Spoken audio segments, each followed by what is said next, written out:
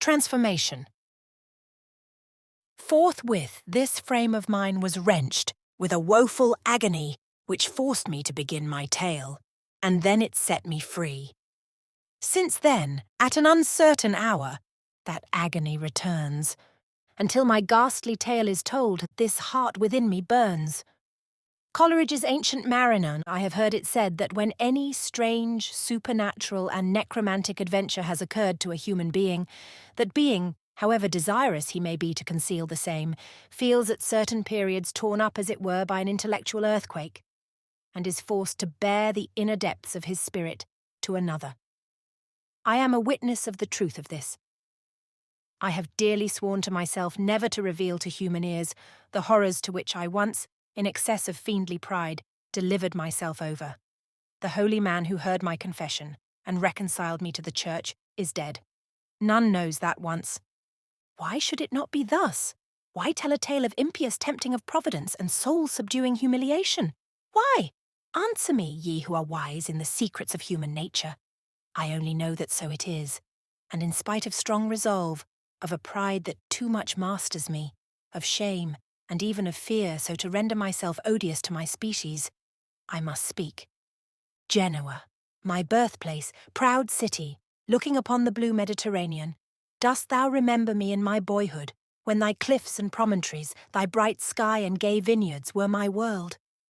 Happy time, when to the young heart the narrow-bounded universe, which leaves by its very limitation free scope to the imagination, enchains our physical energies, and sole period in our lives, innocence and enjoyment are united. Yet who can look back to childhood and not remember its sorrows and its harrowing fears? I was born with the most imperious, haughty, tameless spirit. I quailed before my father only, and he, generous and noble but capricious and tyrannical, at once fostered and checked the wild impetuosity of my character, making obedience necessary, but inspiring no respect for the motives which guided his commands. To be a man, free, independent, or, in better words, insolent and domineering, was the hope and prayer of my rebel heart. My father had one friend, a wealthy Genoese noble, who in a political tumult was suddenly sentenced to banishment and his property confiscated. The Marchese Torella went into exile alone. Like my father, he was a widower. He had one child, the almost infant Juliet, who was left under my father's guardianship. I should certainly have been unkind to the lovely girl, but that I was forced by my position to become her protector. A variety of childish incidents all tended to one point, to make Juliet see in me a rock of defence, I in her, one who must perish through the soft sensibility of her nature too rudely visited, but for my guardian care. We grew up together. The opening rose in May was not more sweet than this dear girl. An irradiation of beauty was spread over her face, her form, her step, her voice. My heart weeps even now to think of all of relying, gentle, loving, and pure that she enshrined. When I was 11 and Juliet 8 years of age, a cousin of mine, much older than either, he seemed to us a man, took great notice of my playmate. He called her his bride and asked her to marry him. She refused, and he insisted, drawing her unwillingly towards him. With the countenance and emotions of a maniac, I threw myself on him. I strove to draw his sword. I clung to his neck with the ferocious resolve to strangle him. He was obliged to call for assistance to disengage himself from me. On that night, I led Juliet to the chapel of our house. I made her touch the sacred relics. I harrowed her child's heart and profaned her child's lips with an oath that she would be mine, and mine only. Well, those days passed away. Torella returned in a few years and became wealthier and more prosperous than ever. When I was 17, my father died. He had been magnificent to prodigality. Torella rejoiced that my minority would afford an opportunity for repairing my fortunes. Juliet and I had been affianced beside my father's deathbed. Torella was to be a second parent to me. I desired to see the world, and I was indulged.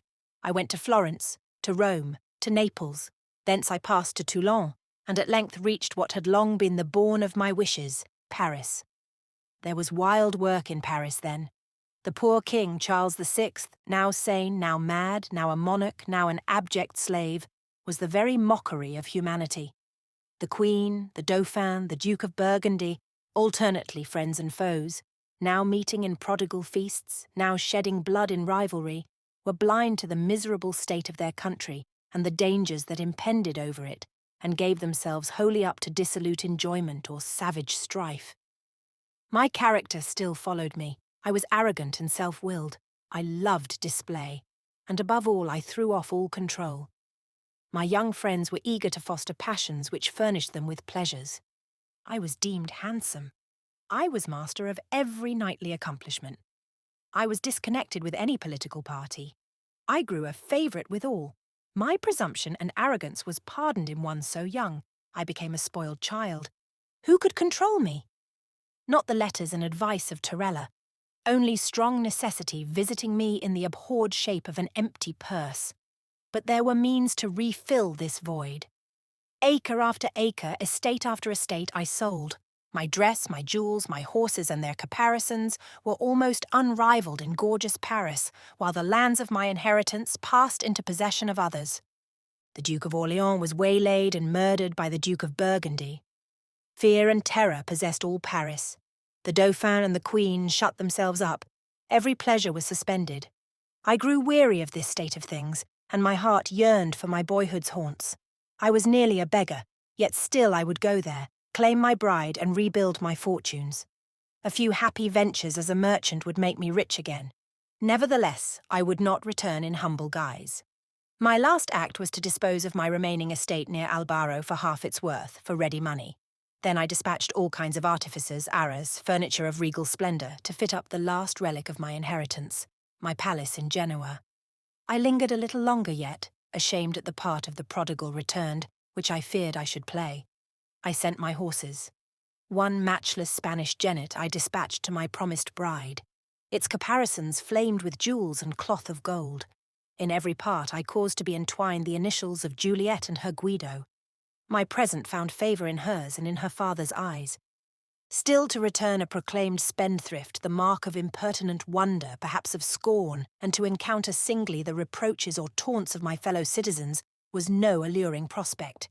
As a shield between me and censure, I invited some few of the most reckless of my comrades to accompany me. Thus I went armed against the world, hiding a rankling feeling, half fear and half penitence, by bravado. I arrived in Genoa. I trod the pavement of my ancestral palace. My proud step was no interpreter of my heart, for I deeply felt that, though surrounded by every luxury, I was a beggar. The first step I took in claiming Juliet must widely declare me such. I read contempt or pity in the looks of all. I fancied that rich and poor, young and old, all regarded me with derision. Torella came not near me. No wonder that my second father should expect a son's deference from me in waiting first on him. But, galled and stung by a sense of my follies and demerit, I strove to throw the blame on others. We kept nightly orgies in Palazzo Carrega. To sleepless, riotous nights followed listless, supine mornings. At the Ave Maria we showed our dainty persons in the streets, scoffing at the sober citizens, casting insolent glances on the shrinking women. Juliet was not among them. No, no. If she had been there, shame would have driven me away, if love had not brought me to her feet. I grew tired of this. Suddenly I paid the Marchese a visit. He was at his villa, one among the many which deck the suburb of San Pietro d'Arena. It was the month of May. The blossoms of the fruit trees were fading among thick green foliage, the vines were shooting forth, the ground strewed with the fallen olive blooms, the firefly was in the myrtle hedge, heaven and earth wore a mantle of surpassing beauty. Torella welcomed me kindly, though seriously, and even his shade of displeasure soon wore away. Some resemblance to my father, some look and tone of youthful ingenuousness, softened the good old man's heart. He sent for his daughter. He presented me to her as her betrothed. The chamber became hallowed by a holy light as she entered.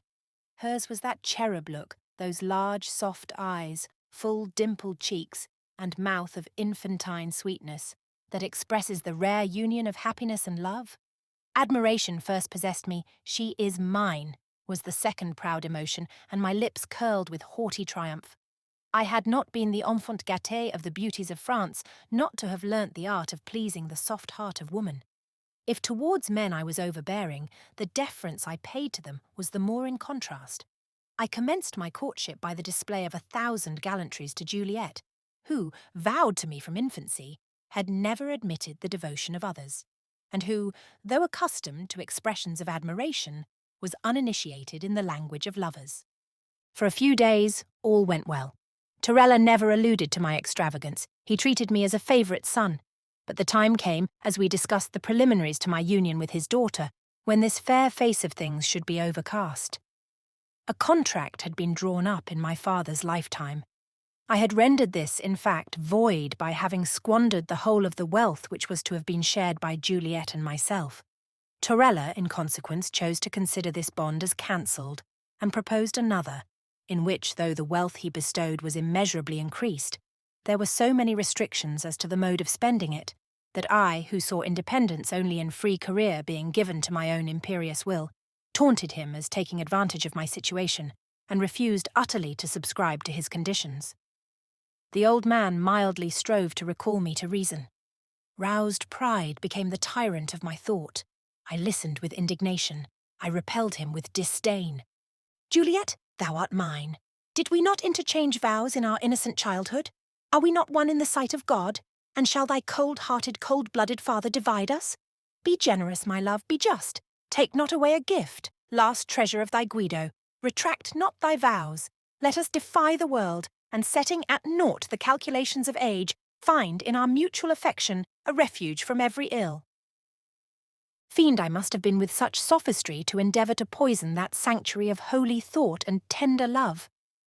Juliet shrank from me affrighted. Her father was the best and kindest of men, and she strove to show me how in obeying him every good would follow. He would receive my tardy submission with warm affection, and generous pardon would follow my repentance.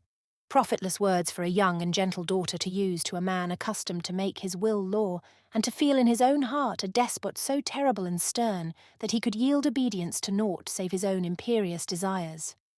My resentment grew with resistance. My wild companions were ready to add fuel to the flame. We laid a plan to carry off Juliet. At first it appeared to be crowned with success. Midway on our return, we were overtaken by the agonized father and his attendants. A conflict ensued. Before the city guard came to decide the victory in favour of our antagonists, 2 of Torella's servitors were dangerously wounded. This portion of my history weighs most heavily with me. Changed man as I am, I abhor myself in the recollection. May none who hear this tale ever have felt as I. A horse driven to fury by a rider armed with barbed spurs was not more a slave than I to the violent tyranny of my temper. A fiend possessed my soul, irritating it to madness. I felt the voice of conscience within me, but if I yielded to it for a brief interval, it was only to be a moment after torn, as by a whirlwind away, borne along on the stream of desperate rage, the plaything of the storms engendered by pride. I was imprisoned, and at the instance of Torella, set free. Again I returned to carry off both him and his child to France, which hapless country, then preyed on by freebooters and gangs of lawless soldiery, offered a grateful refuge to a criminal like me. Our plots were discovered. I was sentenced to banishment, and as my debts were already enormous, my remaining property was put in the hands of commissioners for their payment. Torella again offered his mediation, requiring only my promise not to renew my abortive attempts on himself and his daughter. I spurned his offers and fancied that I triumphed when I was thrust out from Genoa, a solitary and penniless exile. My companions were gone. They had been dismissed the city some weeks before, and were already in France. I was alone, friendless, with neither sword at my side nor ducat in my purse. I wandered along the seashore, a whirlwind of passion possessing and tearing my soul. It was as if a live coal had been set burning in my breast. At first I meditated on what I should do. I would join a band of freebooters. Revenge! The word seemed balm to me. I hugged it, caressed it, till like a serpent, it stung me. Then again I would abjure and despise Genoa, that little corner of the world.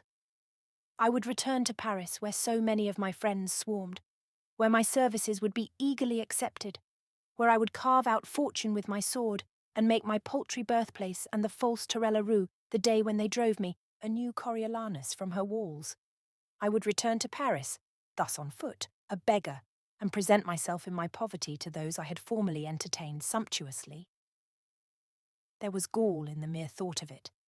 The reality of things began to dawn upon my mind, bringing despair in its train. For several months I had been a prisoner. The evils of my dungeon had whipped my soul to madness, but they had subdued my corporeal frame. I was weak and wan. Torella had used 1,000 artifices to administer to my comfort. I had detected and scorned them all, and I reaped the harvest of my obduracy. What was to be done? Should I crouch before my foe and sue for forgiveness? Die rather 10,000 deaths. Never should they obtain that victory. Hate. I swore eternal hate. Hate from whom? To whom? From a wandering outcast to a mighty noble. I and my feelings were nothing to them. Already had they forgotten one so unworthy. And Juliet? Her angel face and sylph-like form gleamed among the clouds of my despair with vain beauty, for I had lost her, the glory and flower of the world. Another will call her his. That smile of paradise will bless another. Even now my heart fails within me when I recur to this rout of grim-visaged ideas. Now subdued almost to tears, now raving in my agony, still I wandered along the rocky shore, which grew at each step wilder and more desolate. Hanging rocks and hoar precipices overlooked the tideless ocean. Black caverns yawned, and forever, among the sea-worn recesses, murmured and dashed the unfruitful waters. Now my way was almost barred by an abrupt promontory, now rendered nearly impracticable by fragments fallen from the cliff.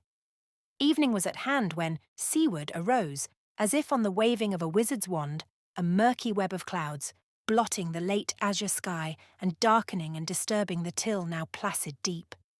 The clouds had strange, fantastic shapes, and they changed and mingled, and seemed to be driven about by a mighty spell. The waves raised their white crests. The thunder first muttered, then roared from across the waste of waters, which took a deep purple dye flecked with foam. The spot where I stood looked on one side to the widespread ocean. On the other, it was barred by a rugged promontory. Round this cape suddenly came, driven by the wind, a vessel. In vain the mariners tried to force a path for her to the open sea. The gale drove her on the rocks. It will perish, all on board will perish, would I were among them. And to my young heart the idea of death came for the first time blended with that of joy. It was an awful sight to behold that vessel struggling with her fate. Hardly could I discern the sailors, but I heard them. It was soon all over. A rock, just covered by the tossing waves and so unperceived, lay in wait for its prey. A crash of thunder broke over my head at the moment that, with a frightful shock, the vessel dashed upon her unseen enemy. In a brief space of time she went to pieces. There I stood in safety, and there were my fellow creatures battling how hopelessly with annihilation. Methought I saw them struggling. Too truly did I hear their shrieks, conquering the barking surges in their shrill agony. The dark breakers threw hither and thither the fragments of the wreck. Soon it disappeared.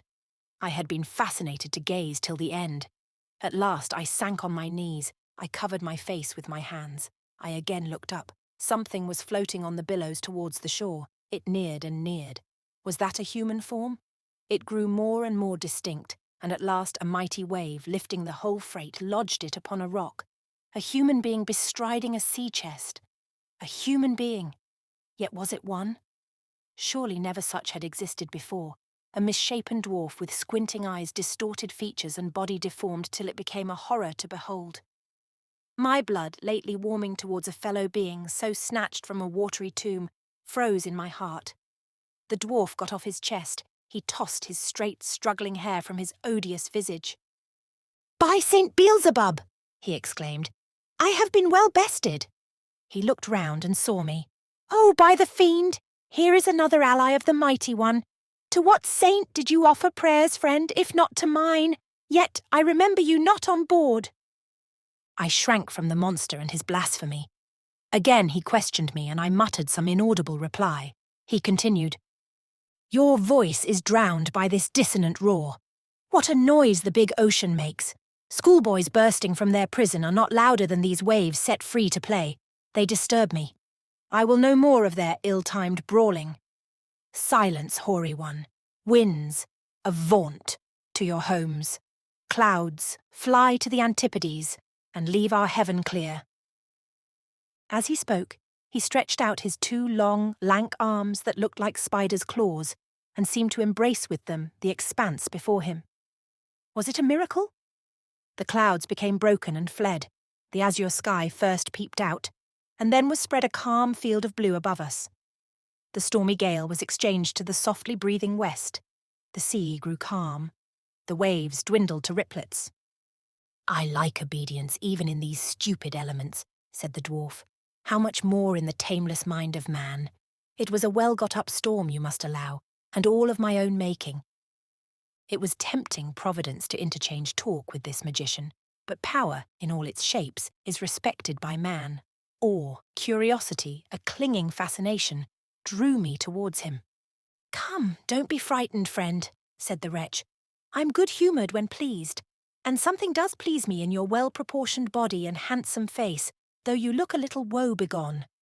You have suffered a land, aye, a sea-wreck. Perhaps I can allay the tempest of your fortunes as I did my own. Shall we be friends?" And he held out his hand. I could not touch it. "Well then, companions, that will do as well. And now, while I rest after the buffeting I underwent just now, tell me why, young and gallant as you seem, you wander thus alone and downcast on this wild seashore." The voice of the wretch was screeching and horrid, and his contortions as he spoke were frightful to behold. Yet he did gain a kind of influence over me which I could not master, and I told him my tale. When it was ended, he laughed long and loud. The rocks echoed back the sound. Hell seemed yelling around me. "Oh, thou cousin of Lucifer," said he, "so thou too hast fallen through thy pride. And though bright as the sun of morning, thou art ready to give up thy good looks, thy bride, and thy well-being, rather than submit thee to the tyranny of good. I honour thy choice by my soul. So thou hast fled and yield the day, and mean to starve on these rocks, and to let the birds peck out thy dead eyes, while thy enemy and thy betrothed rejoice in thy ruin. Thy pride is strangely akin to humility, methinks." As he spoke, 1,000 fanged thoughts stung me to the heart. "What would you that I should do?" I cried. "Oh, nothing, but lie down and say your prayers before you die. But were I you, I know the deed that should be done." I drew near him. His supernatural powers made him an oracle in my eyes. Yet a strange, unearthly thrill quivered through my frame as I said, "Speak, teach me. What act do you advise?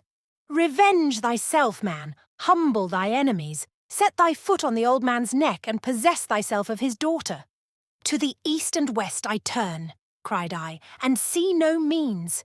Had I gold, much could I achieve, but poor and single, I am powerless." The dwarf had been seated on his chest as he listened to my story. Now he got off. He touched a spring, it flew open.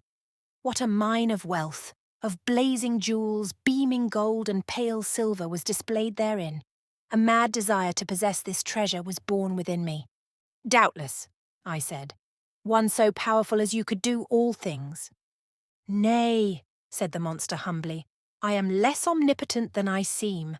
Some things I possess which you may covet, but I would give them all for a small share, or even for a loan of what is yours." "My possessions are at your service," I replied bitterly. "My poverty, my exile, my disgrace, I make a free gift of them all." "Good. I thank you. Add one other thing to your gift, and my treasure is yours." "As nothing is my sole inheritance, what besides nothing would you have?" "Your comely face and well-made limbs." I shivered. Would this all-powerful monster murder me? I had no dagger. I forgot to pray, but I grew pale. "I ask for a loan, not a gift," said the frightful thing. "Lend me your body for 3 days. You shall have mine to cage your soul the while, and, in payment, my chest. What say you to the bargain? 3 short days. We are told that it is dangerous to hold unlawful talk, and well do I prove the same. Tamely written down, it may seem incredible that I should lend any ear to this proposition, but in spite of his unnatural ugliness, there was something fascinating in a being whose voice could govern earth, air, and sea. I felt a keen desire to comply, for with that chest I could command the worlds. My only hesitation resulted from a fear that he would not be true to his bargain. Then I thought, I shall soon die here on these lonely sands, and the limbs he covets will be mine no more. It is worth the chance. And besides, I knew that by all the rules of art magic, there were formula and oaths which none of its practices dared break. I hesitated to reply, and he went on, now displaying his wealth, now speaking of the petty price he demanded, till it seemed madness to refuse. Thus is it, place our bark in the current of the stream, and down, over fall and cataract it is hurried. Give up our conduct to the wild torrent of passion, and we are away, we know not whither. He swore many an oath, and I adjured him by many a sacred name, till I saw this wonder of power, this ruler of the elements, shiver like an autumn leaf before my words, and as if the spirit spake unwillingly and perforce within him. At last he, with broken voice, revealed the spell whereby he might be obliged. Did he wish to play me false, to render up the unlawful spoil? Our warm life-blood must mingle to make and to mar the charm. Enough of this unholy theme. I was persuaded, the thing was done. The morrow dawned upon me as I lay upon the shingles, and I knew not my own shadow as it fell from me. I felt myself changed to a shape of horror, and cursed my easy faith and blind credulity. The chest was there the gold and precious stones for which I had sold the frame of flesh which nature had given me. The sight a little stilled my emotions. 3 days would soon be gone. They did pass. The dwarf had supplied me with a plenteous store of food. At first I could hardly walk, so strange and out of joint were all my limbs, and my voice, it was that of the fiend. But I kept silent, and turned my face to the sun, that I might not see my shadow, and counted the hours, and ruminated on my future conduct. To bring Torella to my feet, to possess my Juliet in spite of him, all this my wealth could easily achieve. During dark night I slept and dreamt of the accomplishment of my desires. 2 suns had set. The third dawned. I was agitated, fearful. O expectation, what a frightful thing art thou, when kindled more by fear than hope! How dost thou twist thyself round the heart, torturing its pulsations!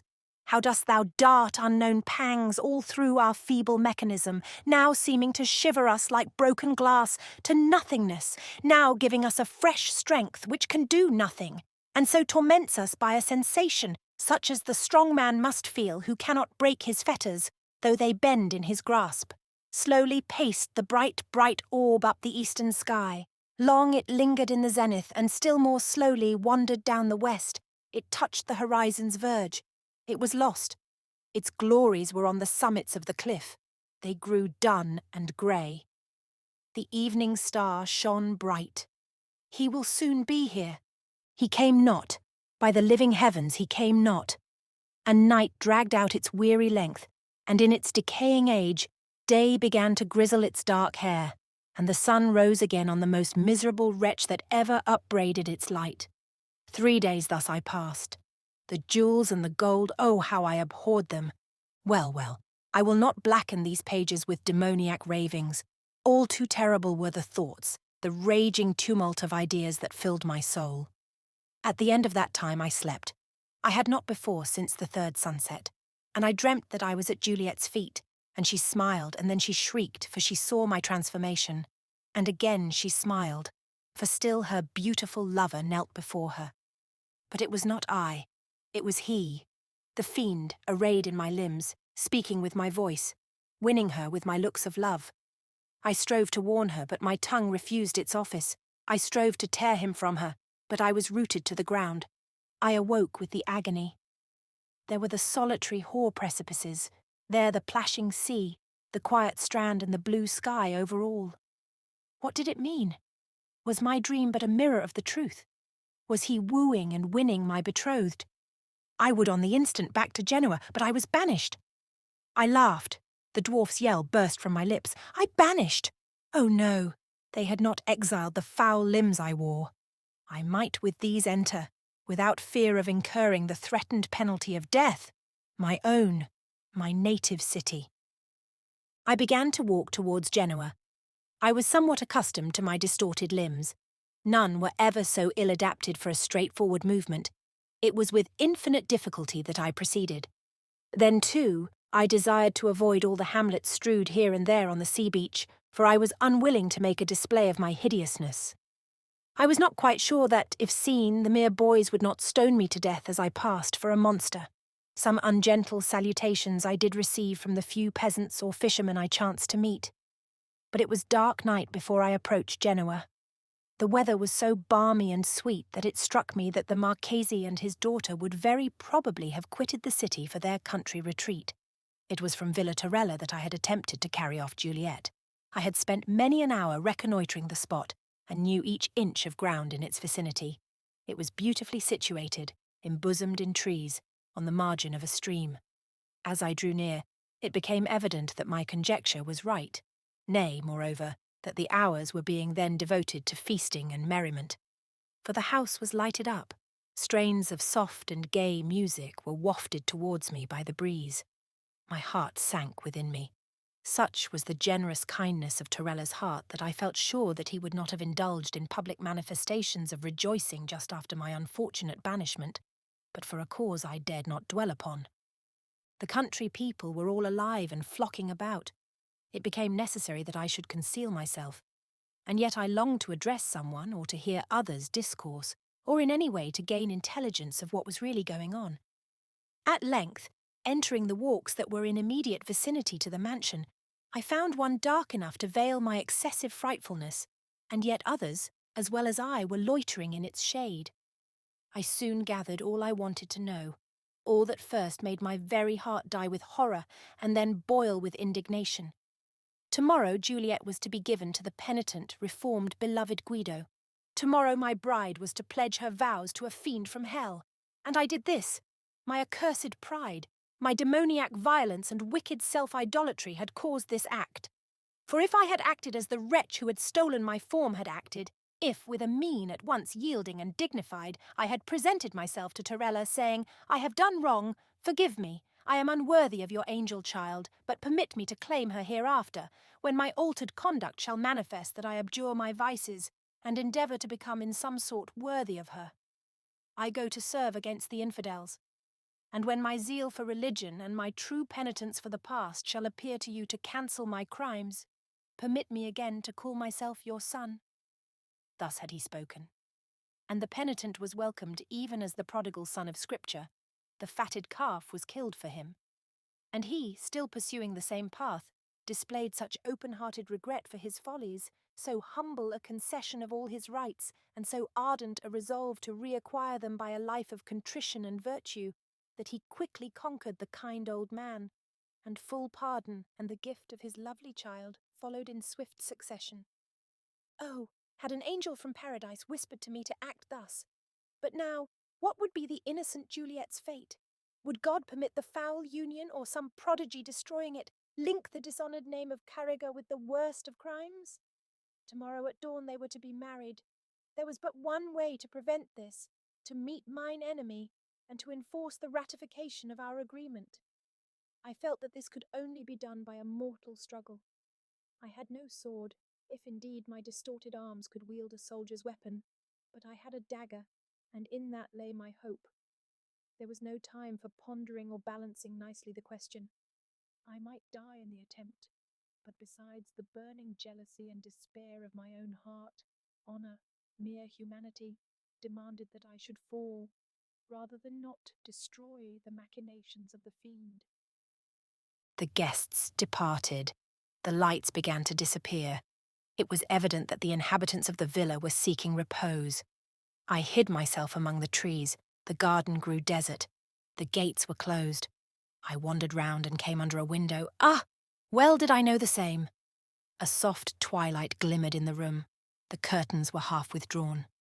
It was the temple of innocence and beauty. Its magnificence was tempered, as it were, by the slight disarrangements occasioned by its being dwelt in, and all the objects scattered around displayed the taste of her who hallowed it by her presence. I saw her enter with a quick, light step. I saw her approach the window. She drew back the curtain yet further and looked out into the night. Its breezy freshness played among her ringlets and wafted them from the transparent marble of her brow. She clasped her hands. She raised her eyes to heaven. I heard her voice. "Guido!" she softly murmured. "Mine own Guido!" And then, as if overcome by the fullness of her own heart, she sank on her knees. Her upraised eyes, her graceful attitude, the beaming thankfulness that lighted up her face. Oh, these are tame words. Heart of mine, thou imagest ever, though thou canst not portray, the celestial beauty of that child of light and love. I heard a quick, firm step along the shady avenue. Soon I saw a cavalier, richly dressed, young and methought graceful to look on, advance. I hid myself yet closer. The youth approached. He paused beneath the window. She arose, and again looking out she saw him, and said, "I cannot know. At this distant time I cannot record her terms of soft silver tenderness. To me they were spoken, but they were replied to by him. I will not go," he cried, "here where you have been, where your memory glides like some heaven-visiting ghost. I will pass the long hours till we meet, never, my Juliet, again day or night to part. But do thou, my love, retire. The cold morn and fitful breeze will make thy cheek pale, and fill with languor thy love-lighted eyes. Ah, sweetest, could I press one kiss upon them, I could, methinks, repose." And then he approached still nearer, and methought he was about to clamber into her chamber. I had hesitated, not to terrify her. Now I was no longer master of myself. I rushed forward. I threw myself on him. I tore him away. I cried, "O loathsome and foul-shaped wretch!" I need not repeat epithets, all tending, as it appeared, to rail at a person I at present feel some partiality for. A shriek rose from Juliet's lips. I neither heard nor saw. I felt only mine enemy, whose throat I grasped and my dagger's hilt. He struggled but could not escape. At length, hoarsely, he breathed these words. "Do! Strike home! Destroy this body! You will still live! May your life be long and merry!" The descending dagger was arrested at the word, and he, feeling my hold relax, extricated himself and drew his sword, while the uproar in the house and flying of torches from one room to the other showed that soon we should be separated. In the midst of my frenzy there was much calculation. Fall I might, and so that he did not survive, I cared not for the death blow I might deal against myself. While still, therefore, he thought I paused, and while I saw the villainous resolve to take advantage of my hesitation, in the sudden thrust he made at me, I threw myself on his sword, and at the same moment plunged my dagger, with a true, desperate aim, in his side. We fell together, rolling over each other, and the tide of blood that flowed from the gaping wound of each mingled on the grass. More I know not. I fainted. Again I returned to life, weak almost to death. I found myself stretched upon a bed. Juliet was kneeling beside it. Strange. My first broken request was for a mirror. I was so wan and ghastly that my poor girl hesitated, as she told me afterwards. But by the mass! I thought myself a right proper youth when I saw the dear reflection of my own well-known features. I confess it is a weakness, but I avow it.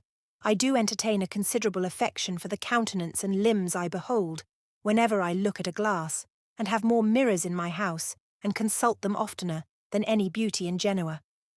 Before you too much condemn me, permit me to say that no one better knows than I the value of his own body. No one probably, except myself, ever having had it stolen from him. Incoherently, I at first talked of the dwarf and his crimes, and reproached Juliet for her too easy admission of his love. She thought me raving, as well she might, and yet it was some time before I could prevail on myself to admit that the Guido whose penitence had won her back for me was myself. And while I cursed bitterly the monstrous dwarf, and blessed the well-directed blow that had deprived him of life, I suddenly checked myself when I heard her say Amen, knowing that him whom she reviled was my very self. A little reflection taught me silence. A little practice enabled me to speak of that frightful night without any very excessive blunder. The wound I had given myself was no mockery of one. It was long before I recovered, and as the benevolent and generous Torella sat beside me, talking such wisdom as might win friends to repentance, and mine own dear Juliet hovered near me, administering to my wants, and cheering me by her smiles, the work of my bodily cure and mental reform went on together. I have never, indeed, wholly recovered my strength. My cheek is paler since, my person a little bent. Juliet sometimes ventures to allude bitterly to the malice that caused this change, but I kiss her on the moment, and tell her all is for the best.